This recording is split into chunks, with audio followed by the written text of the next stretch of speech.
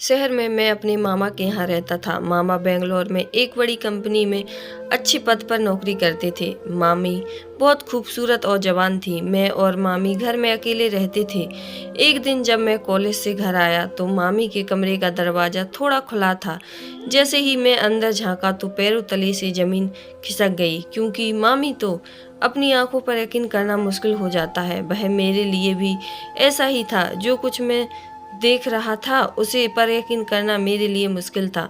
मैं कैसे मान लेता कि मेरे मामा की बीवी उनके पीछे ऐसा भी कर सकती है। मैं दरवाजे के पास खड़ा था और मुझे लग रहा था कि मेरे कदमों तले से ज़मीन निकल गई है। मेरी मामी को तो इस बात की भनक भी नहीं पड़ी थी कि मैं भी उस वक्त घर लौट आया हूँ। मेरे अचानक पेट में दर्द हो जाने की वजह से मैं कॉलेज से 12 बजे ही घर वापस आ गया था, मगर मुझे बिल्कुल भी अंदाज़ा नहीं था कि घर आकर मुझे यह मंजर देखने को मिलेगा। मेरी वह मामी जिन पर मुझे बहुत गर्व था और मेरी ख्वाहिश थी कि मेरी बीवी भी मेरी मामी जैसी हो, वह सब भरम पल भर में चूर चूर हो गया। मैं धीरे धीरे वापस पलट गया। मैं नहीं चाहता था कि मेरी मामी को मेरी मौजूदगी का एहसास हो और हम दोनों के दरमियान जो पर्दा है वह ख़त्म हो जाए, वरना शायद हम दोनों कभी एक दूसरे से नज़रें मिलाने के काबिल ना रहते। घर से निकलने कर बाहर रोड पर चला गया था। मेरी आंखों के सामने बस एक ही मंजर चल रहा था, मामी के कमरे का। मेरी मामी जिस हाल में कमरे में मौजूद थी उसे बयां करते हुए भी सोचकर भी शर्म आ रही। ऐसा लग रहा था कि ज़मीन फट जाए, उसमें मैं गड़ जाऊं। मेरी कोई भी इज्जतदार आदमी इस बात को कभी बर्दाश्त नहीं कर सकता कि उसके घर की औरत इस खानदान की इज्जत को मिट्टी में मिला रही है। मुझे मामी के साथ रहते रहते लेकिन 3 महीने में मुझे एक भी बार इस बात का एहसास नहीं हुआ था कि मेरी मामी के दिल में क्या चल रहा है।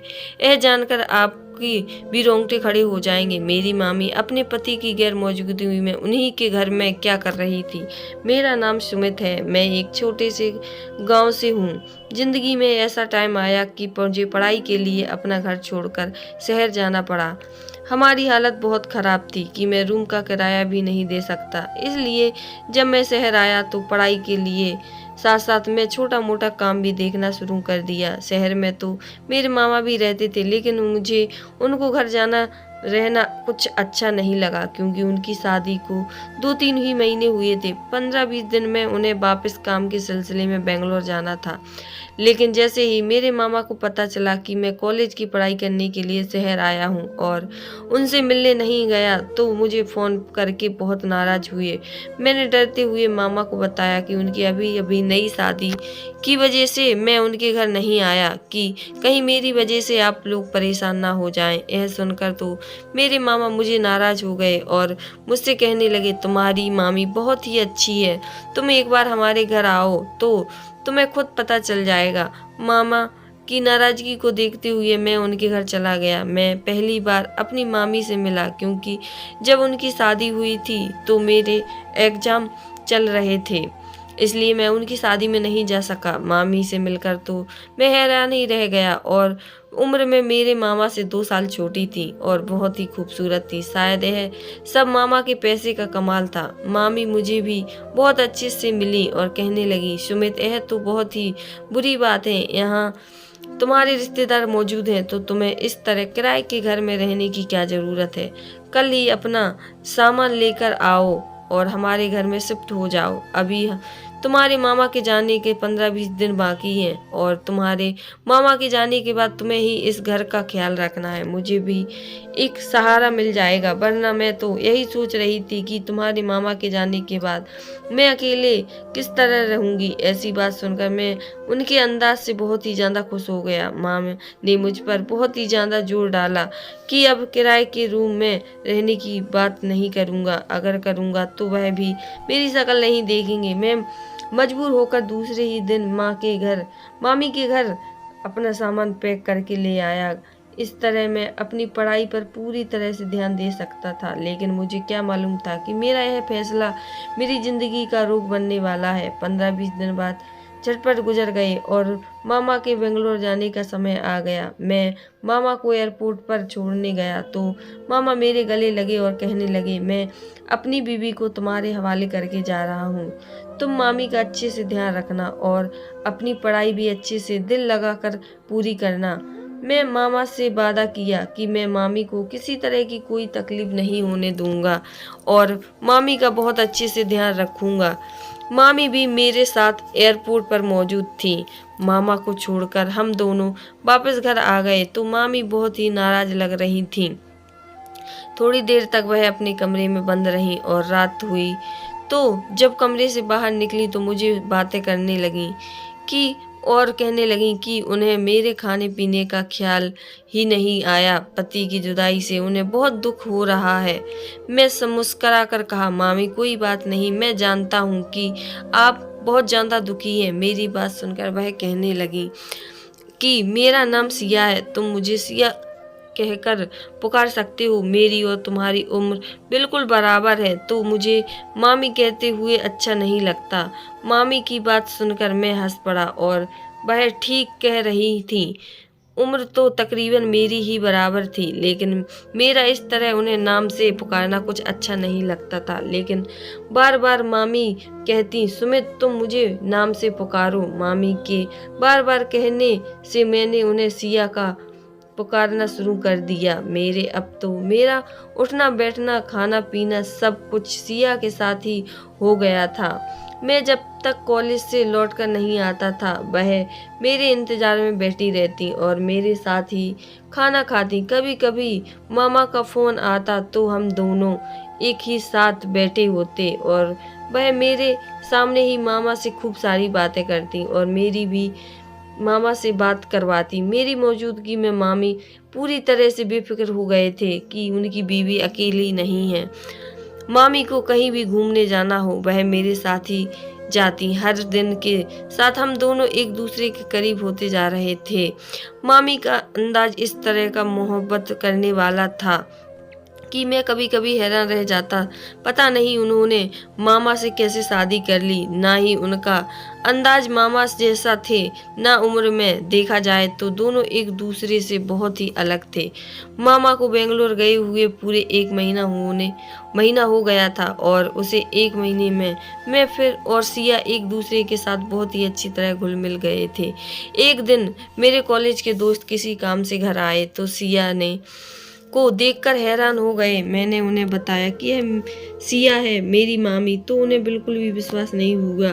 फिर जब सिया उन्हें चाय देकर चली गई तो वह कहने लगी, यार इस कदर हसीन मामी होने के बावजूद तुम्हारे मामा कैसे बेंगलोर चले गए। अपने दोस्त की बात सुनकर मैं उन्हें खामोश कर रहने का इशारा दिया तो वह लोग धीरे धीरे बात करने लगे। इतनी खूबसूरत लड़की के रहते हुए तो कोई भी उनका दीवाना हो सकता है। मेरे दोस्त मेरी मामी के दीवाने हो गए थे। मैंने उन लोगों की बातें को मजाक में डाल दिया था, लेकिन रात जब सिया किचन में चाय बना रही थी तो अचानक रात के 1 बजे मुझे बहुत जोरों से प्यास लगी और मुझे कमरे से बाहर निकालना पड़ा।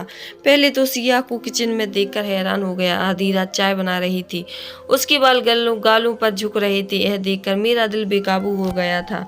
मैं भी 22 साल का हूँ, एक जवान लड़का था जिसके दिल में जज्बात का एक समुंदर मौजूद था। सिया को मेरी मौजूदगी का एहसास हुआ तो उसने पलटकर मेरी तरफ देखा और मुस्कुराकर कहने लगी, क्या बात है सुमित, अभी तक जाग रहे हो। मैं फौरन ही अपनी नजरों नीचे झुका ली। मुझ में इतनी हिम्मत नहीं थी कि मैं उनका एक कयामत वाला रूप देख सकूं। मैं सिया से कहा कि रात को आपने मेरे कमरे में पानी की बोतल नहीं रखी थी और मुझे भी ध्यान नहीं रहा, इसलिए पानी पीने के लिए आया हूँ। मेरी बात सुनकर सिया ने कहा कि शायद मुझे भी याद नहीं रहा। अचानक सिया मेरे करीब आई तो मेरे होश उड़ गए। उसके पास में परफ्यूम की खुशबू आ रही थी। मुझे समझ नहीं आ रहा था कि वह मेरे इतने करीब क्यों आ रही है। और फिर सिया ने मेरे हाथ से खाली पानी की बोतल और पानी भर के मुझे दे दिया। उसकी इस तरह की हरकत देखकर मेरे होश उड़ गए, इसलिए मैं जल्दबाजी से पानी की बोतल ली और अपने कमरे में चला गया। थोड़ी देर और उसके पास रहता तो शायद कोई गलती कर बैठता। यह सोचकर मेरा दिल बहुत घबरा रहा था कि मेरी बदली नज़रों का सिया को तो भी महसूस नहीं होगा। अगर उसे कोई भी ऐसी बात पता चली तो हमेशा के लिए उनकी नज़रों में गिर जाऊंगा। मुझे बार बार यह ख्याल सता रहा था कि सिया मेरी मामी है और उसके लिए मेरे ऐसे जज्बात बिल्कुल ठीक नहीं है। मेरे अंदर जंग छिड़ गई थी। कभी मुझे मामा का ख्याल आता तो कभी सिया की मौजूदगी मेरी आंखों के सामने लहराती। मेरे एग्जाम करीब आ रहे थे और मैं खुद को सिया से दूर रखकर पढ़ाई में ध्यान दे रहा था। उस रात के बाद मैं खुद को सिया से बहुत दूर कर लिया था। मेरे दोस्त अक्सर पढ़ाई करने के लिए मेरे घर आने लगे थे। सिया भी अक्सर हमारे साथ बैठ जाती थी और बहुत बातें बेचारी तन्हाई की शिकार की थी। कभी कभी तो मुझे मामा पर बहुत गुस्सा आता कि उन्हें सिया को अपने साथ ले जाना चाहिए था या फिर खुद ही हमेशा के लिए वापस आ जाते। अपनी बीवी को इस तरह के छोड़कर जाना कहीं कहाँ की अच्छी बात है, और वह भी जब नई नई शादी हुई हो। पर मामा को बेंगलोर वाली नौकरी बहुत ज़रूरी थी। अब जब भी मेरे दोस्त पढ़ाई करने हमारे घर आते तो खूब हंसी मजाक करते। मेरे दोस्त की मामी के साथ बहुत अच्छी दोस्ती हो गई थी और मामी ने खुद ही मेरे दोस्तों को कह दिया था कि वह यहीं आकर पढ़ाई किया करें। इस तरह उनका भी दिल लगा जाता है। हमारी एग्जाम का सिलसिला शुरू हो चुका था और फिर कॉलेज में पढ़ाई भी बहुत ज़्यादा हो रही थी। अब मैं बहुत ज़्यादा बिजी हो चुका था। सिया अक्सर ही मुझे इस बात का शिकवा करने लगी थी कि अब तुम पहले जैसे नहीं रहे। ना मैं उनसे बात करता हूँ और ना ही बाहर लेकर जाता हूँ। मैं वादा किया कि एग्जाम के बाद जरूर शॉपिंग करने बाहर ले जाऊंगा। और फिर सिया की नाराजगी को दूर करने के लिए एक रात में होटल से ही खाना लेकर आ गया और हम दोनों ने एक साथ बैठकर खाना खाया और थोड़ी देर तक एक साथ वक्त गुजार कर रात में मैंने पढ़ाई भी नहीं की और जल्दी ही सो गया। सुबह मुझे कॉलेज के लिए जाना था तो मैं जल्दी उठकर फ्रेश होकर कॉलेज चला गया। लेकिन बाहर के खाने की वजह से मेरी तबीयत ज़्यादा ख़राब हो गई और मेरे पेट में बहुत ज़्यादा दर्द शुरू हो गया। इसलिए 11 बजे के करीब मैं कॉलेज से घर आ गया। आराम करने की लिए छुट्टी ले ली क्योंकि मुझे जल्दी ठीक होना था, मेरे एग्ज़ाम अच्छे से हो सकें।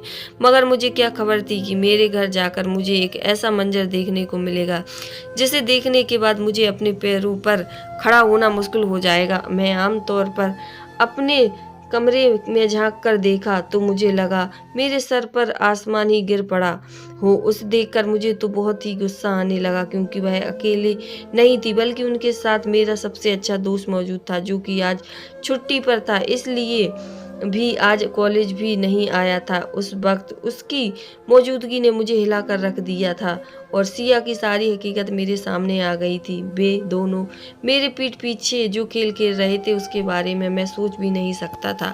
सिया हंसते हुए कह रही थी कि तुम्हारा दोस्त बाकी में नामर्द लड़का है। कई दफ़ा मैंने उसे अपनी तरफ आकर्षित करने की कोशिश की लेकिन मेरी खूबसूरती जैसे उसके लिए कोई मायने ही नहीं रखती है। फिर हर गुजरते दिन के साथ मुझे उसकी बात पर यकीन हो गया कि वह मेरे लायक नहीं है। मेरा दोस्त हंसकर कहने लगा, कोई बात नहीं सिया, तुम्हें मैं मिल गया हूँ। अब तुम्हारे हर दुख में और तन्हाई को दूर कर दूंगा। तुम मेरे साथ खुश रहोगी, मैं तुम्हें पसंद करता हूँ। तो सिया कहने लगी, बाकी यह मामा भांजी तो सच में नामर्द थे।